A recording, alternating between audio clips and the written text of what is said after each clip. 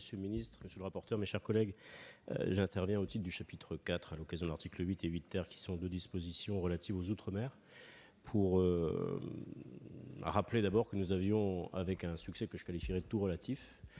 déposé quelques amendements pour améliorer le dispositif de continuité territoriale aux Outre-mer. Donc il y a quand même dans les articles 8 et 8 ter quelques dispositions qui constituent un premier pas, mais il est encore très insuffisant, notamment si nous voulons progresser sur la mise en place du fameux réflexe Outre-mer auquel nous a encore invité le Premier ministre dans sa déclaration de politique générale récemment. Les marges de progression sont d'ailleurs d'autant plus importantes que la situation des Outre-mer en matière de mobilité est très hétérogène et loin d'être satisfaisante. Sur le sujet de la continuité territoriale, il est vrai, le Code des transports renvoie largement au décret pour modifier les critères d'éligibilité aux aides ou encore les modalités de fonctionnement du fonds, mais les dispositions relatives à cette mobilité devraient, je le souhaite en tout cas, et j'attire l'attention du ministre sur ces trois dispositifs, évoluer de trois manières. La première concerne les modalités d'attribution de l'aide, et notamment les conditions d'éligibilité en termes de revenus qui ne sont pas adaptés au coût de la vie outre-mer, et singulièrement dans les collectivités les plus éloignées, la Nouvelle-Calédonie et la Polynésie française, qui comptent parmi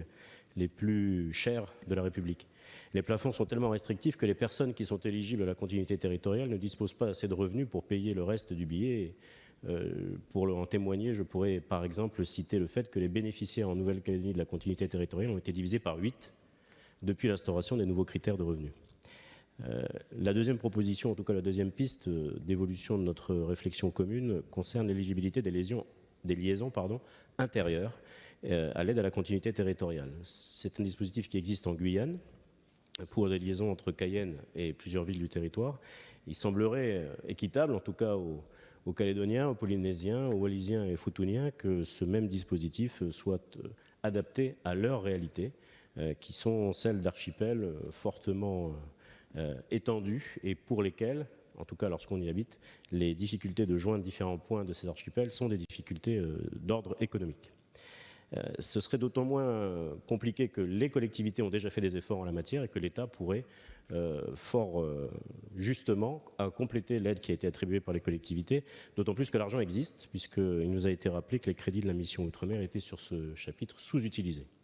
Il ne manque donc rien à notre volonté conjointe, à celle de votre ministère, Monsieur le ministre, et celui de Madame la ministre des Outre-mer pour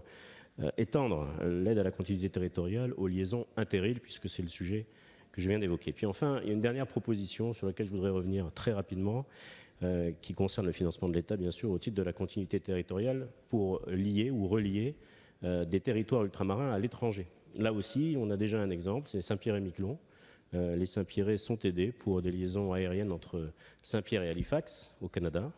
En 2018, 7,6 millions d'euros de subventions ont été attribués aux Saint-Pierrais, c'est parfait.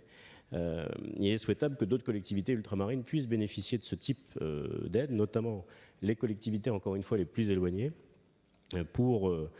par exemple, vers l'Australie ou vers le Japon, qui sont des points de relais nécessaires pour rejoindre la métropole, avoir ce type d'aide également qui leur soit proposé.